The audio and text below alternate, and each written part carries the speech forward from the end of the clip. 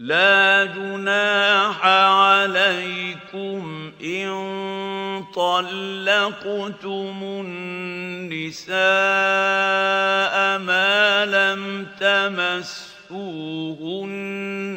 أو تفرضوا لهن فريضة ومتعوهن على الموسع قدره وعلى المقتر قدره متاعا بالمعروف حقا على المحسنين.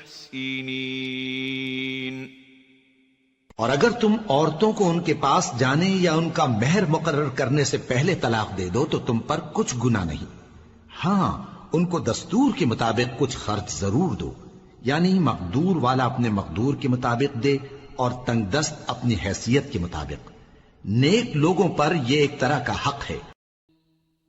There is no blame upon you if you divorce women you have not touched or specified for them an obligation, but give them a gift of compensation, the wealthy according to his capability and the poor according to his capability, a provision according to what is reasonable, a duty upon the doers of good.